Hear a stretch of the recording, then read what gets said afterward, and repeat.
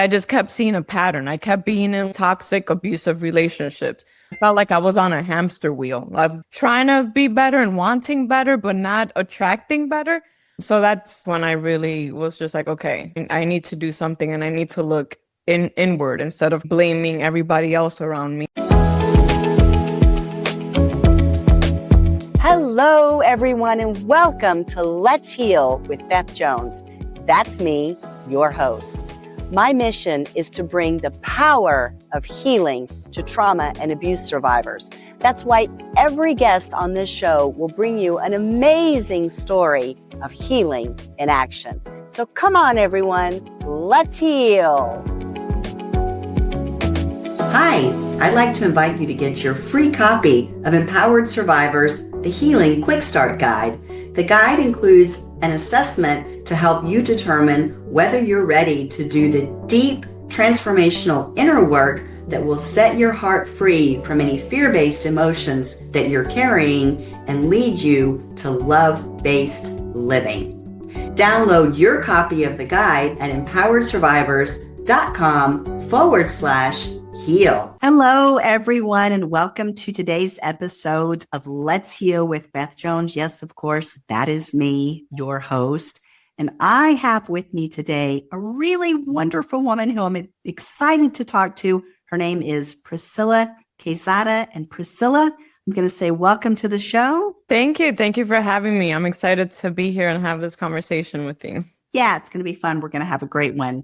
I am going to ask you to introduce yourself to the audience here in just a second. But first, I'm going to make the observation that we got a lot of yellow going on today, which is good. Sun chaser. I'm wearing sunflowers. It's a bright, sunshiny kind of day. So that's pretty cool. We ended up that way.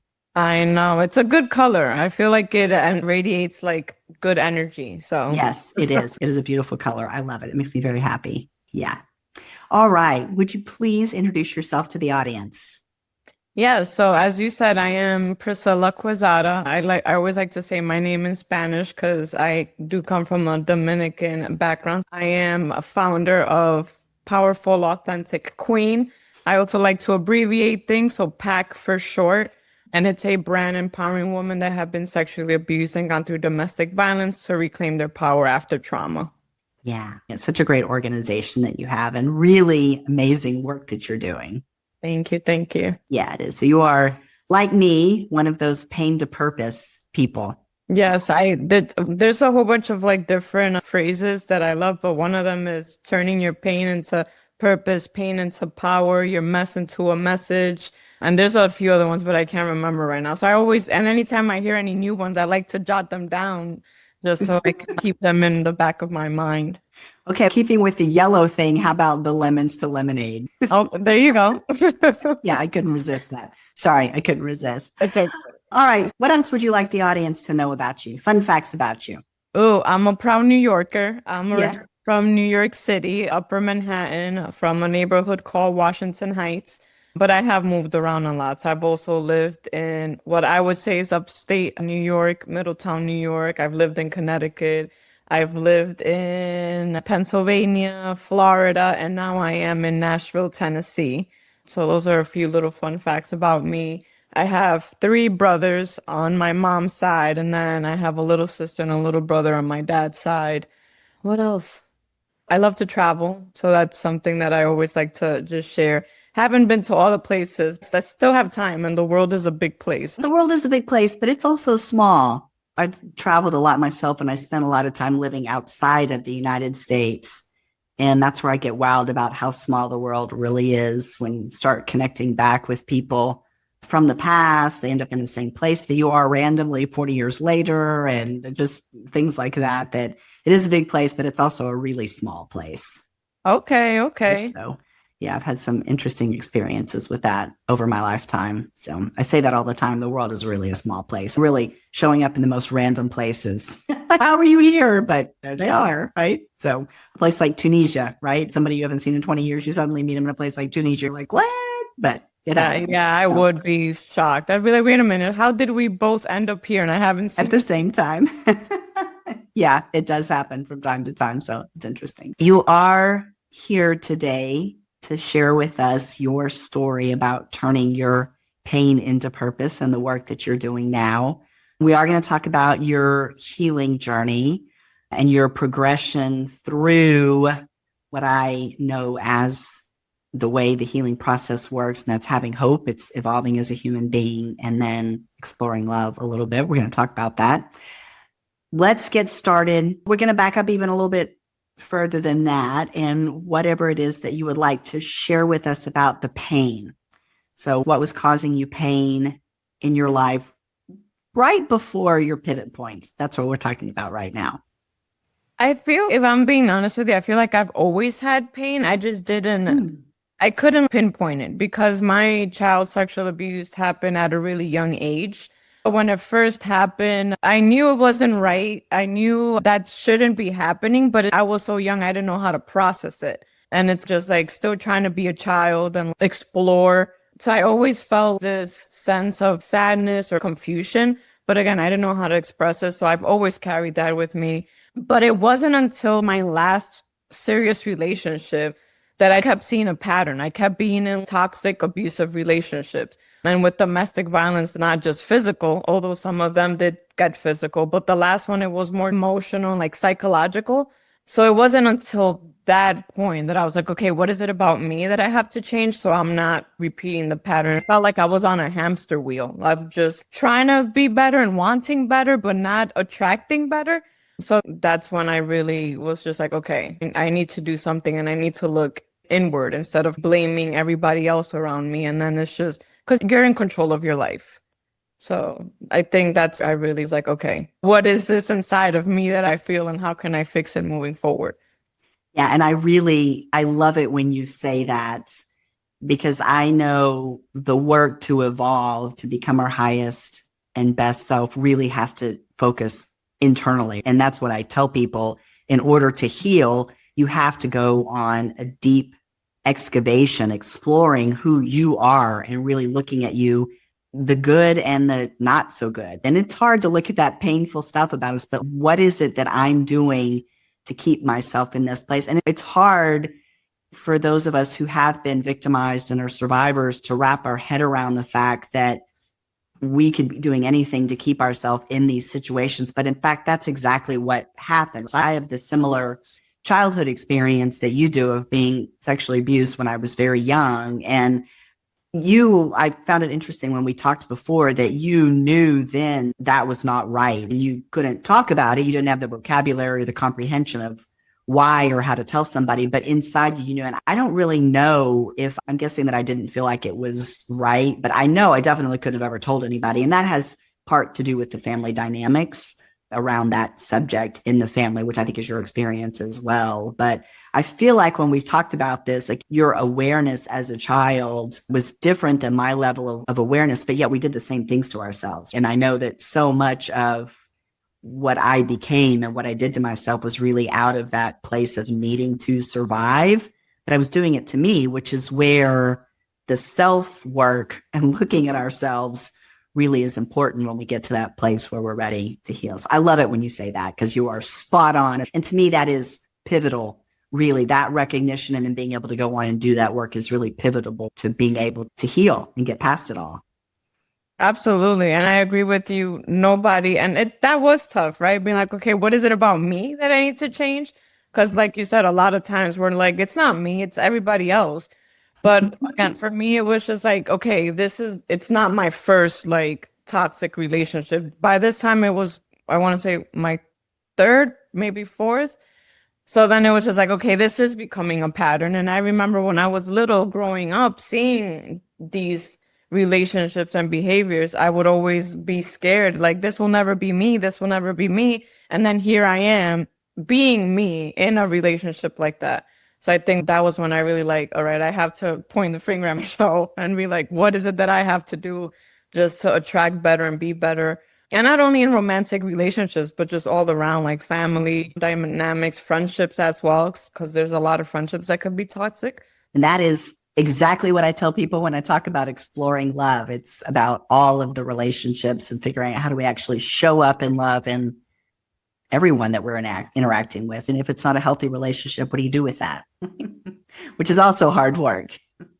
It is, especially if you tend to fall into people pleasing like I do, and you just want to please everybody and be like everybody's friend. Yeah, that one was tough. So honestly, I not so much in friendships, but like in family dynamics, I struggle with that. But it's just, again, reminding myself of my boundaries and my non-negotiables. I may just have to love you from afar. Like, you just can't be a part of my inner circle, because it's just like we want different things and we're looking at life differently. I want to come back to that family dynamic too, because I think you have a cultural overlay that might make that even more challenging to navigate. So I do want to come back to that in a little bit as we continue to talk. So the pivot moment for you when reached the end, rock bottom, I can't do this anymore, however we want to describe it, what was that point for you? So I know when we had our conversation prior to this one, I said I had two. One of them was in my mid-20s. So I was like 24, 25. I was just very depressed. Again, I just felt, and I was also in one of the most toxic relationships that I was in. And I just thought, okay, it will be better if I just like end my life and not have to deal with any of this, not have to deal with the pain I felt inside, or even what I was living in my real life. So that one, and then that made me get out of that relationship, but I was still very hurt and I just didn't know how to move past that. I kept just blaming myself a lot for it. Like, how did you not know better? How did you not pick up on the red flags and all these things? And feeling all of that, that made me go back into therapy, because with therapy, like, I've always started and then stop, start, stop, start. So then I started going back into therapy. So that was one of them. And then the second pivotal was in my early 30s. I was around like 31, 32. And I was just like, okay, what is it about me that I really have to heal and fix and work on in order to be able to cultivate just healthy relationships all around me? Again, not only romantically, friendships, family, because unfortunately, so a lot of that trauma, or my earlier trauma, and what I've learned and what I thought love was and how people show you they love you, came from trauma, and it came from my family, and seeing that and being around that. So that's when that was the hardest for me, because it's like I had to, again, just isolate myself and work on myself and be like, okay, I love you because we're family and we've grown up together, but it's just, I have to love you from afar. We want different things. We see life differently. And again, I'm trying to be the cycle breaker. I'm trying to heal generational trauma and build generational wealth. And it's just like having those different mindsets. It's just like, we can't be in the same circle. We can't be next to each other. So it was not pushing people away, but removing myself from those environments and those family dynamics, which in that could feel very alone, right? Because I was raised, family is everything. Family is, what's the saying? Blood is thicker than water and all these things. So it's just like feeling guilty. Also, family members making me feel guilty because, oh, now you think you're better than everybody. And it's just, no, it's not that. It's just, I want different. Some of my family members just thrive in that trauma setting. And that's just not for me. That's not the way I want to live my life. So, yeah, I have similar experiences in my family where it's hard to be, I don't think you're ever accepted as the curse breaker in the family, especially in the immediate family unit. Now, I have some of my family members on my dad's side of the family where all of this occurred. I have some of my family members there who have fully embraced my mission and what I'm doing now in trying to be the family curse breaker, but also sharing my experiences to be able to help other people and to let other people know that they're not alone and you actually can heal from this stuff that we're talking about. That would be my cousins. And then my immediate family unit, I feel a constant resistance. And I know the resistance is grounded really probably in their own fear-based emotions and not being able to do the hard work that you and I talked about a little bit, and we'll talk about more, but that's that inner work, really peeling back the onion and taking a look at who you are as a human and who you've become as a result of trauma and human conditioning. I've done that. You've done that.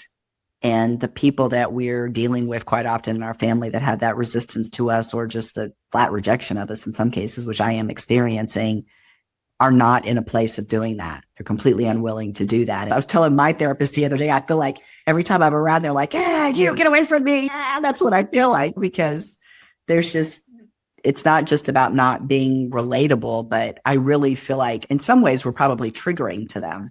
You could probably label it that way and put a spotlight for them on what they're still living with and holding on to, but they are digging in, not willing to do that hard work. And until you're willing to do that hard work, I think you and I would both agree that until you're willing to do that hard work, you're not really on the road to healing.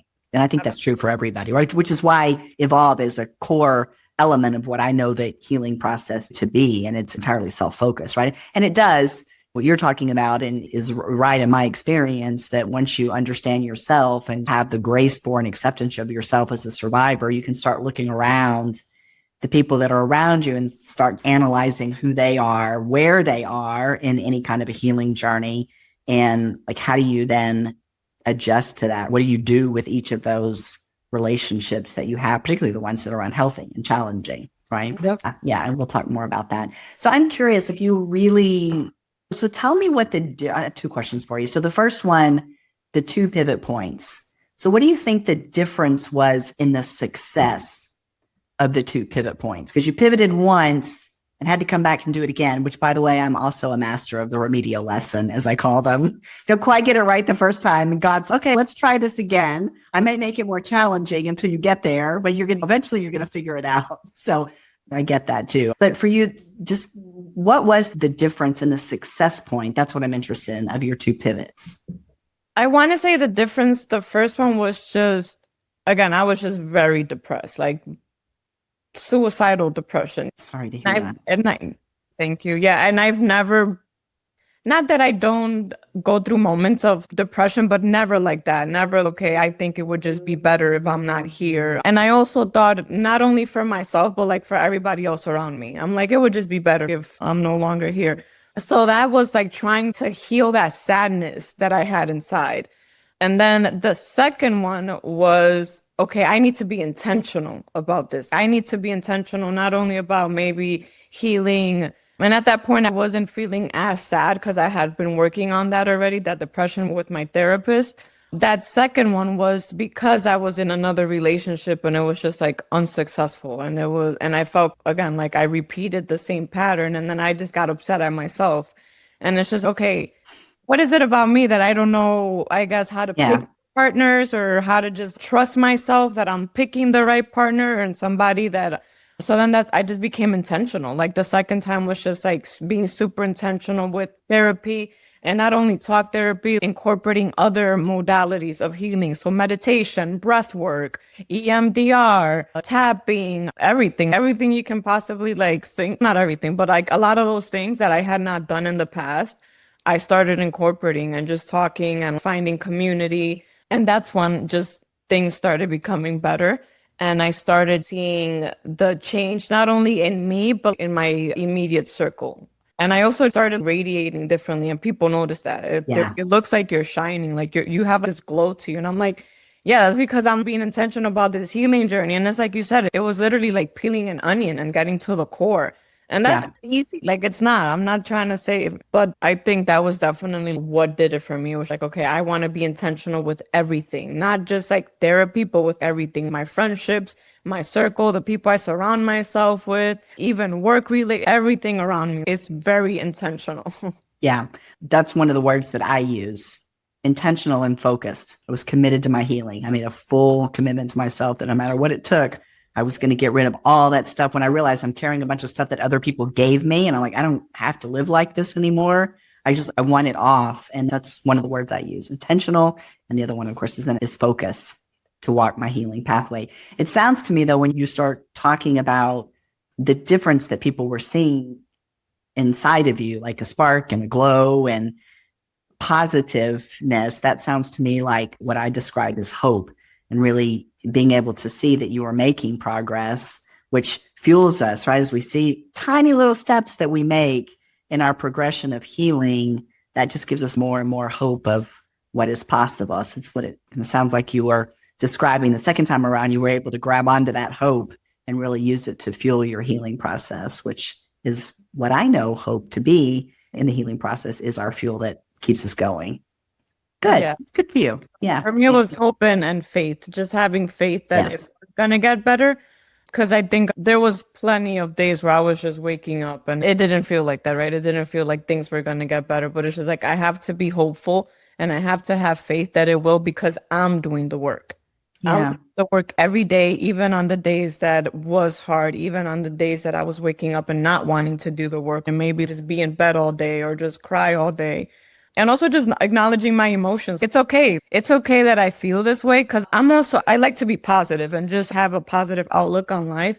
So I tend to beat myself up when I'm not in a positive mood. I'm like, oh, why are you being ungrateful? And it's just like this internal battle. So even on those days, it was just like having the hope and the faith that like it's going to get better, because I am a hard worker, not only like work ethic, but like internally, like I'm doing the work and I'm putting in the work day in and day out. It's going to provide good results. How long was it between the two pivot points? Was it a number of years? Yeah. My first one was 24, 25. And then the second one was like 31. So that's what? Okay. 6, 7 years. Yeah. And how did you get yourself out of that deep, depressed state when you're in your 20s? Oh, it was changing my environment. Okay. I had to leave. I didn't have to leave. I chose to leave. At that time, I was living in Pennsylvania, and then I went, anytime I'm transitioning in life, I go back to New York. Home. But that's where my family is at most of my home. Yeah. Yeah. So I went back to New York, and then by that time, my dad and my grandmother were living in Florida already. And I was still going to school, like pursuing my degree and stuff. So then my grandmother and my dad were like, why don't you just come to Florida so you can focus on school and not have to worry about anything else, paying rent or stuff like that. So then I was like, why not? I have nothing to lose. Go start fresh, start new. And then that's when I moved to Florida. But honestly, what like really helped was my therapist that I was able to find I went to the University of Central Florida, so UCF, and on campus, they have a mental health department, and you get, with your tuition, they say it's free. I'm like, I'm pretty sure it's coming out of my tuition, but anyway, therapy is provided. And then I was able to find my therapist, which she like changed everything for me. Yeah. When you get a good therapist, it is a game changer. Absolutely. Yeah. I think changing your environment, the situation that you were in, which you've told me about it, what you've described here a little bit, because you were in a toxic relationship at that time. Yeah. And having the courage to leave that relationship and actually take the steps to move out of it, that's very courageous. And a lot of people don't do that. I feel like that's why we get stuck sometimes in those relationships, because we don't have the courage to take that step forward and know that the best thing for us is to move out of where we are. And I believe when we start making those kind of choices, take those steps, that God's there, the universe is there and is going to catch us and help us to move forward, which is what you're describing. Your grandmother and your dad were there, and that seems to have worked out. You could move and keep going to school. You got to therapy. A lot of good things came from that. But I just want to say, I think it's amazing that you found the courage to take that step. And good for you. And I hope, my prayer, my wish is that anyone who's listening to this that finds themselves in that place to where the relationship they're in is really causing them to be in a place of hopelessness and despair and depression, maybe even being suicidal, that they too will have that courage. And you're a shining light. You're a prime example of what happens when you have the courage to take that step. So good for you. And thank you for sharing that. And thank you for allowing us to talk about that, because I think it's amazing. And I'm glad you're sharing it. Thank you. Thank you. No, yeah, that's the reason why I do what I do. Because I'm like, it's tough. And once I started sharing my story and just surrounding myself with community and stuff, we feel very alone in the process, because there's a lot of times you're going through it, you're not sharing. Honestly, I didn't tell anybody what was going on in that relationship. Yeah, because we're embarrassed. We don't. I'm there too. Yeah. I really didn't. And even when I moved to Florida, my grandmother and my father knew nothing. They were just like, hey, come down so you can finish your schooling, your studies. That was literally the only reason why. They did not know I was in a toxic. Now I've been able to share it more. But yeah, like surrounding myself with that and just having hope and knowing that I'm not the only one that has gone through those things. And like even that we feel and the emotions has definitely helped. I think your story also really highlights the reality of what we go through as survivors and trying to get ourselves to where we're in much healthier relationships. And it's a long journey, right? It is. But what your story highlights, I touched on this before about the remedial lessons, which has also been in my experience, is that you can take those big steps that require us to pull on a deep, deep down, a lot of courage to take those steps forward. That doesn't mean that we're going to be in a different place overnight. And you were physically, right? You changed. But as you've told us, within about 5 or 6 years, you found yourself repeating a similar pattern. And that is really the truth about healing, which we've already talked about, is starting to pivot and take a look at what's really happening here. And the person who's ending up in those situations over and over again is us. And then we have to do that deep work. Yeah. So that's another truth of what we go through. I do, to give a little hope to listeners who might be listening to this about that pathway, making the decision to leave a toxic situation, but then knowing that there's probably more to come after that we have to endure. I would hope that you and I are both, what a perfect night. Last night, Eddie made it official. Yes, we are engaged to be married. We are overjoyed and so grateful for the gift of our union that God has given us. We are each other's favor from God for a job well done on our individual healing journeys.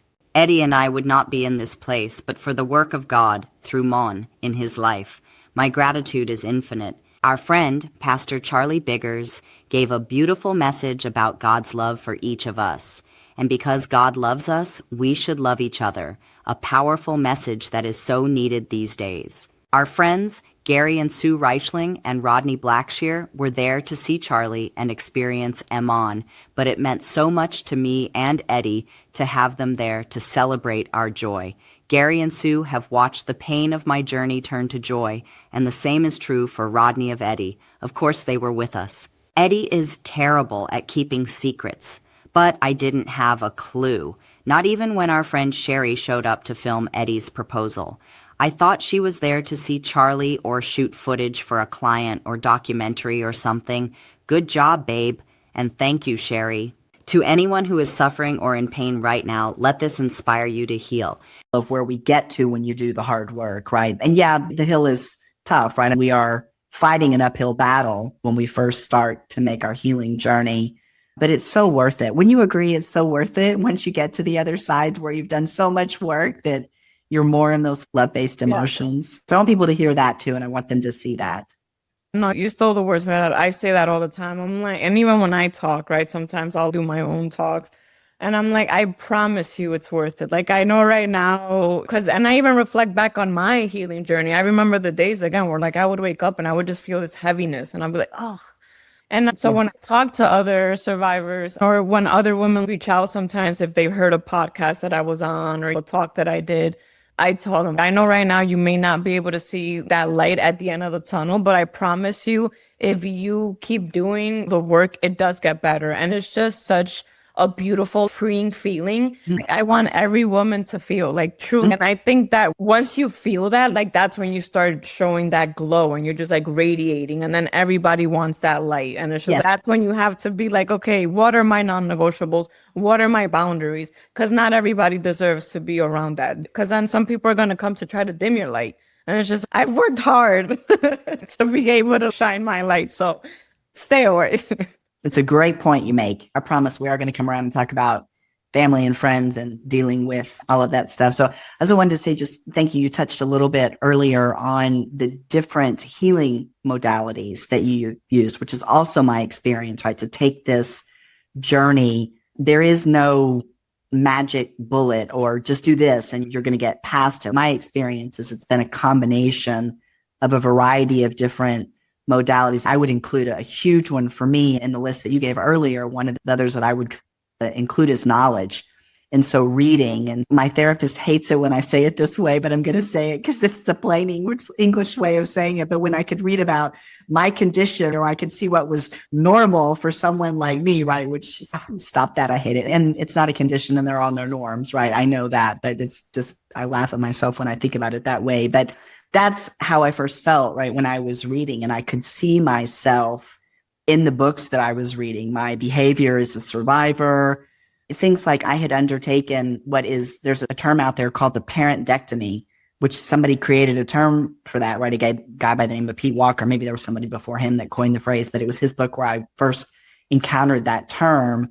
But it's the idea that you cut off a relationship that is like a appendectomy, right? Or your tonsillectomy. This is going to kill me. It's painful. It's trying to kill me. And you cut it off because you don't need it. And that's the idea with the parentectomy. And I had actually done that. I was living in that place where probably 8 or 10 years earlier probably 8 years earlier at that point in time, before I read this, my relationship with my mother in particular had become so toxic that I was like, I can't do this anymore. And it was just almost an entirely clean break. And whatever communication we had was maybe twice a year by text message.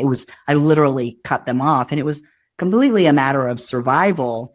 But now I'm seeing this term, there's this word in this book that's describing exactly what I had done, right? And those kind of things were like these major epiphanies for me that I was like, it was like the light bulb going on. And I was like, oh, like just realization after realization that I was responding to some really bad things that had happened to me, but really creating pain in my life. And so that knowledge was massive for me in all those tools that I've used and that you described that you've used, right? So I always like to remind people about that when going and reading other survivor stories or books. That there are plenty of books, whatever your specific type of abuse that you've been through, there are plenty of books out there where you have survivor stories, and then the really smart people who study us and write about us, the researchers and clinicians, right? They have their books too. And so I always encourage that, because I always say knowledge is power, right? So in fact, I put out a graphic on social media earlier this week that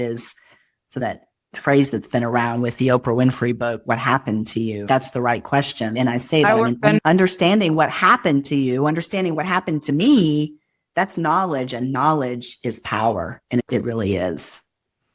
Yeah, and I love that you touched on that, because as you were saying about the books and knowledge, like I had the same experience.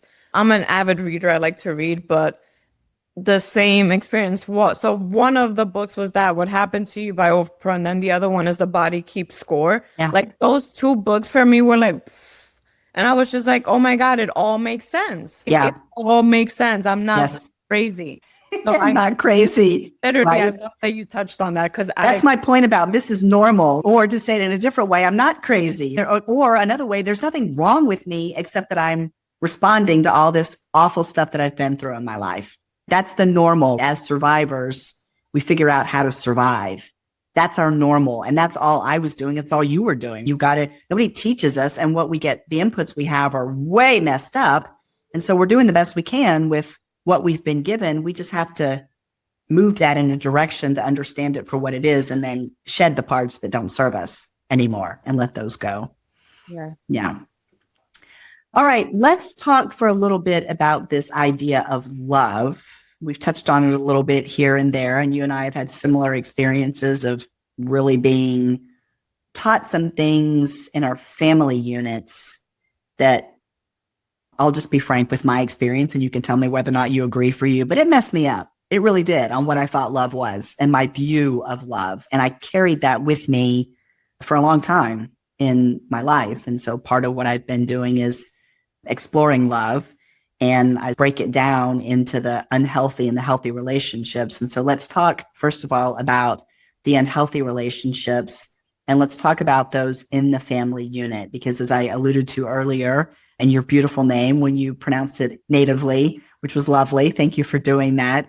You have a cultural overlay that I think can create some additional challenges that I might not have experienced coming from my cultural heritage. And so let's talk about what your experience has been with love in the family unit. And you've talked about that, right? Telling people we're not aligned in where we're going, or we're not aligned in maybe even values, what we want out of life. We've talked about the fear. But can you touch specifically on the cultural aspect of how that has impacted you and how you've had to navigate that aspect of dealing with the family unit?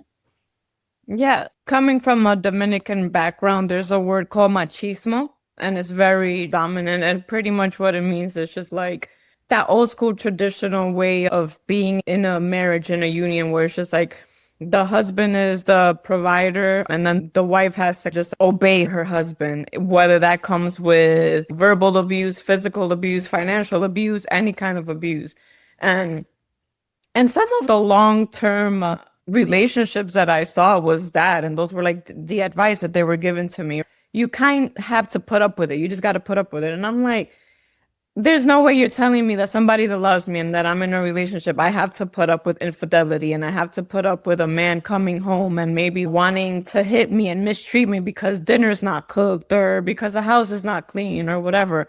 And just even growing up, I saw a lot of women in my family, immediate family, being in abusive relationships and just tolerating that kind of behavior. It was just that you got to put up with it because nobody's perfect. You got to put up with it because nobody's perfect. And again, it never, to me, it never made sense. I'm like, there's no way you're telling me that somebody that loves me, that truly loves me, is going to treat me like that and is going to feel okay about treating me like that. Like that you're hitting me so hard that you're leaving me unconscious on the floor and then you're walking away.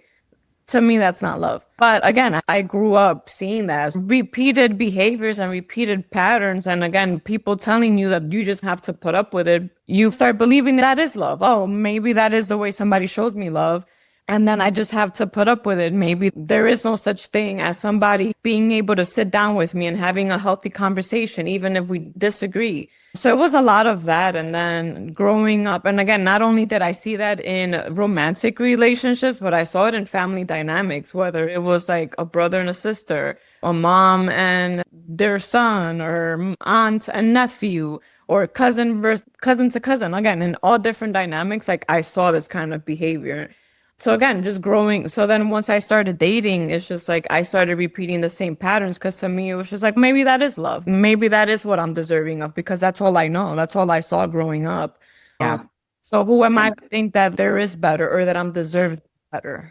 Yeah, and it feels familiar, right? I think when you're in that, it's weird to say, but there's an element. I guess that's the thing to say. It's familiar. And that's a lot of times like why we gravitate to those types of relationships, because we know what to expect. When you were growing up and experiencing all of that, do you think you ever, and actually I'm taking a minute to formulate this question because I'm thinking about the answer in my own instances as I'm going to ask you this, but do you think you ever saw a healthy relationship that like you can actually say that was a healthy relationship when you were growing up? Yes. I always say this, my aunt and uncle, I love them because they are the only example that I have of what a healthy relationship looks like. And they've been married for 30 plus years. I, till this day, have never seen them argue. I have never seen them disrespect each other in public. I have never seen anything that would result in like domestic violence or anything like that. They have such a beautiful union. Like they still date each other to this day. And you could just feel the love and the respect that they have for one another.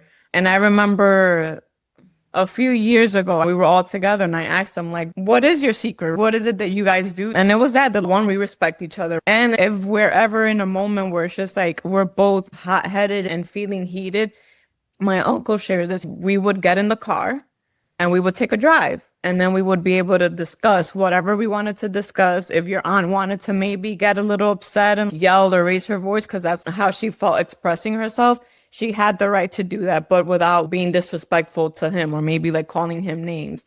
And that was their way of dealing with things, like getting in the car and going for a drive and having those discussions. So that way nobody in the home, like my cousins, their kids wouldn't be aware of what was going on because they didn't need to know. And I'm like, I think that's so beautiful because, again, I love that. I love that. Till this day, I've never seen them disrespect each other in any form. And I love that. I think you have to have that respect for one another in a union. Yeah, absolutely. You do. Example. And I pray to the universe, the gods, everything, that I find a union like theirs. I pray that for you as well. You will. I believe you will. Thank you. I think so. You keep doing the work that you're doing and you'll find that person. You will.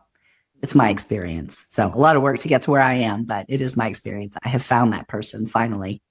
The answer to that question for me is I don't recall ever seeing what I would call a healthy relationship. And part of that could be the way that I grew up, because I didn't grow up around the extended family. So for the vast majority of any year, my family and I were living in a foreign country and everybody else was in the US. And so the relationships that I would have observed and seen were other expatriate families and couples. And that was just all kind of craziness that went on with the expat life. Until today, there's a lot of craziness with expat life, but I would have grown up seeing that. And so I can't think of one where I would have seen a healthy love demonstrated. And so I feel like the answer for me is anything that I ever saw was probably just messing me up even more and more. When it did, it showed up in my life and relationships that I went into and stayed in for way too long. And in my remedial lesson before I went on my path to get it right. Interesting. So I'm glad you had that experience though with your aunt and uncle, because that, I think, at least for you, maybe you had that North Star already of what you were working toward. And you had something saying to you, wait a minute, I have all these inputs that tell me that this might just be the way it is, be in a relationship with somebody who can do whatever they want to you whenever they want. But then you had the other one that said, actually, no, that's not the way that it works. So I think that's a gift that you had that. Yeah, no, I admire them. I love them. That's awesome. Good for them. Yeah, no, I know. They just celebrated an anniversary. So I love to see their love continue and to grow. That's fantastic. Yeah, that's awesome. Yeah. My own experience, I'll tell you, just keep going because you'll find your person. You will. So I have a question for you since you Sure. said that. When you found your person, was it tough for you at the beginning just because you're used to maybe toxic relationships? So was it maybe boring, or did it feel odd, or you knew when you guys met? I knew the moment that I met him, I knew that he was we are each other's, it's going to be a weird word, but that's the word I use. We are each other's reward for all the work that we've done to heal and continue to be the highest and best version of ourselves. So Eddie, for me, is God's good job. You've done some really great work. Here is this man. And he's had a difficult life himself and had to go on his own healing journey, which is the exact same journey that we've been talking about, getting to that rock bottom place, finding the hope, taking the courage to take the steps to move forward, doing the deep work to focus on himself, and then coming to understand what love truly is, right? So he's been on that same healing journey that you and I have been on, right? We've been talking about. And I am his reward for that. Good job. God said to him, good job, Eddie. You've done great. Here's Beth. So there is an element of that in our story. But I did have to go through a series of events. I was married for almost 31 years. And by the time I got to the end of that relationship, I'd given up everything about me. I'd given up emotionally, spiritually, financially, physically, mentally, everything, except for this tiny little sliver of me that God was like, yeah, not that, because that's the part that saved me, right? It was my will to move out of that and to move past it. So I left, got out of that relationship, but then I had to learn a tough lesson about self-love and decision-making always from a place of self-love first. And so God put me into the next relationship, which was infinitely worse than the one that I had been in before for different reasons, very different experience there, but somebody who was very sick in alcoholism, like the worst I've ever seen somebody. And that's where I learned this tough lesson about self-love and me first in every decision, because I am a people, and we are, it's classic, right? If you are sexually abused as a child, the chances are very high that you're a people pleaser and everything you do is about catering to everybody else and giving up. You become a doormat, right? It's classic, right? I was that same person. And so that was a relationship where I moved past that, where I was like, I'm not doing this anymore and I don't have to, right? And I got past that. But when I got to the point leaving that relationship, I could really only say to you, here's a long list of no's, not this. And I had no capacity to say, these are the qualities and characteristics of the person that I'm looking for. And therefore I could not see that person. I couldn't. And so I had to go on about a 14-month journey through the dating process where God, it's an amazing story. It's so cool, where God was literally taking me through these steps where I would have these lessons, what I know is my awakenings. They were called the awakeners, is what somebody told me they would be coming through. And they gave me these very profound lessons about the man that I was looking for. And at the end of that process, around Thanksgiving last year, I had an affirmative list. It was a list of all the things that I was looking for in that person. And then Eddie showed up less than a month later.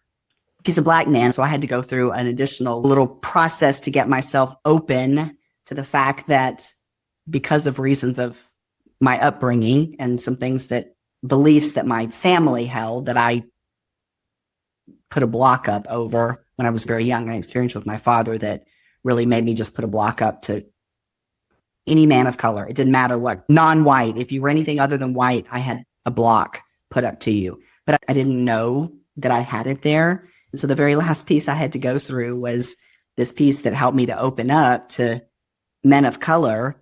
And once that happened, like literally within 2 weeks, there he was after that happened. But I just had to get to that little extra piece there that, is deep seated and I understood where it came from. But it was funny because once I got through that process, I was like the pool I have literally been blocking like 75% of the potential candidates for me on this planet. I have had this unconscious, like this in the back of my head. I've just had this block, right? And I was like so excited once I realized what was happening. I was like, oh, I like the candidate pool got a lot because I'm in my 50s and there's something weird that happens to men who find themselves single when they're 50. And it's a challenge. It's hard. I hope you find yours before you get to that point in time because it's hard. And so I was dealing with that. I was in this very limited white patriarchal pool that I was looking at. And so I was so excited once I cleared that up, right? So I just had to go through a little bit of a different journey, which is part of my learning that I've been through to share with other people about this idea of really being able to define who it is that you're looking for. Right. So it's the work to understand you, and you can't possibly say who I'm looking for until you understand you. And so I've been through all of that progression. Okay. I would say my pain in the toxic relationships, mine was not multiples. Mine was an extended period in one, a very long period in one, and then this shorter period in a second one. Gotcha. Yeah. Okay. Thank you for sharing. And journey. And I've hope for you because of my own experience. And I know when you talk, I know you're on the path to getting to that place because I hear you saying all the same things that I know to be true about moving forward and the experiences that we have to have. And so I have tremendous hope for you. So yes, same back to you. You're going to be good. Yeah. I receive it. Good.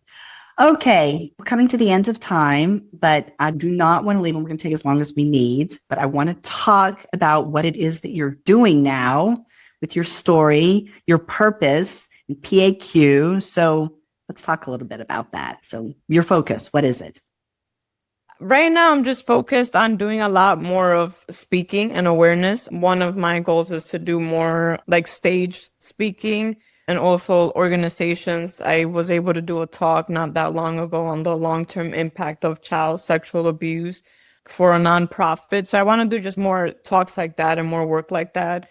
I also, which I did not mention at the beginning of the podcast, but I also work at a domestic violence shelter for the Middle Tennessee area. So I do a lot of just advocacy and help and work through there, just to always stay rooted with survivors and just be a reminder for them that this is a tough moment in your life, but I promise it gets better if you do the work and you apply yourself. And it's not easy. I don't like to lie to people. I'm not going to tell you to walk in the park because it's not going to happen overnight. It takes work, dedication, consistency, and it'll take years. And there's also not an ultimate healing point, right? Like you're always healing. I just think that which I actually got this from a friend at a retreat. She worded it so perfectly. I'm like, you develop like a toolbox. Exactly. And as you're going along, you're like, wait a minute, I'm being triggered, or wait a minute, these emotions are coming up. Let me open up my toolbox because I know how to maybe self-regulate or handle this situation. And then as you continue healing, you continue adding tools to that toolbox. So I always like to share that because I thought she worded that so beautifully. I'm like, oh my God, that's so true. Yes, it is. I like to say that those tools help us to be more resilient and faster because we're human. So we're going to continue to have human to human experiences, and we're going to continue to find ourselves dealing with unhealthy people that creates that unhealthy unhealthy relationship. And so we're going to get hurt, but we're faster, more resilient. Absolutely. Yeah. But that's pretty much it. It's just focusing more on speaking engagements. That's my goal. And eventually I want to write a book, but that's a whole nother. You can do it. Absolutely. I've done it. I've done it. You can do it. Absolutely. Oh, I love that. Yeah, no, that's it. That's on my goals list. I'm very ambitious, so I have a lot of things that I want to do. But right now I'm just focusing more on speaking opportunities and speaking engagements with Powerful Authentic Queen. Yeah, that's beautiful. So I love the work that you're doing, and I love your willingness to share your story. God obviously created you to be the bright light, the person who you are, to be able to have an incredible journey, a difficult journey, a painful journey, but incredible, beautiful, as I like to say. I tell people that living my life and going through the healing journey in particular was the most excruciatingly painful thing I've ever done in my life, but also the most beautiful, absolutely exquisite. What I can now look back on and know that I went through, and to see the transformation is phenomenal. I hope you feel that way about yourself too. When you look back and you see your transformation, it really is a beautiful thing. I do. I'm such like I can't even find the words, but I'm like in this moment of my life, I'm such, oh my God, I can't find the words. I'm at a good place in my life. There we go. Let me get the words out. And I just have such internal peace. Like I've been searching for that and I finally have it, that I'll be honest with you. Right now, I'm like scared to do anything, or like maybe pivot, or maybe like even leave my apartment, because it's just, this is what I wanted for such a long time. And I'm finally here, and it's rewarding. And being able to reflect back, right? And think about those moments where maybe I'm like, does it get better? Will it get better? And it does. It does. So for anybody listening, you worded it beautifully, but yes, continue doing the work. And even on those dark days where you may not have hope and faith, like just keep pushing through, because I promise it gets better. Yeah, it does. It definitely does. And as I tell people, the primary reason why we should heal, which is why my acronym ends with the word love, is for love, right? We can't be in a place of having truly healthy and loving relationships across a variety of different types of relationships if we are not ourselves in a place where we can give it, but really more importantly, I think receive it, right? And to receive healthy love, and then to be able to go out and find it. So if there is a destination on the healing journey, for me, that destination is love. That's what we're ultimately working for and trying to have in our life, which the world needs a whole lot more of that right now. So I love all that you're saying. Okay, so tell the audience how they can find you. So Powerful Authentic Queen on Instagram, and my website. I do have a website, powerfulauthenticqueen.com. If you go to powerfulauthenticqueen.com, you can find all my socials on there. If you're wanting to learn a little bit more about me on a personal level, it's going to be Priscilla Quezada, so my full name, on anything and everything. So LinkedIn, Facebook, Instagram, TikTok, YouTube. Thank you very much. And I will link all of that into the show notes as well, so that people will be able to find you pretty easily through that. Thank you. And thank you for this conversation. It's been a pleasure. I always love to be able to connect and just have these conversations. Thank you for the work that you're doing and sharing your light and sharing your story, because it takes all of us to be able to just bring hope and healing and more love to the world. So thank you. Yeah, it does for sure. But there are so many of us who are out doing this work now and really meant to bring the hope and the inspiration to others. So if there's anything in this show that resonated with you today from Priscilla's story or from my story, I hope that it will inspire you to get on your healing journey, right? As I say to everybody, come on, everyone, let's heal. All right. And with that, we are going to wrap up today's episode. Thank you so much for being here. I'm delighted to have had you. I hope you have enjoyed today's episode of Let's Heal with Beth Jones.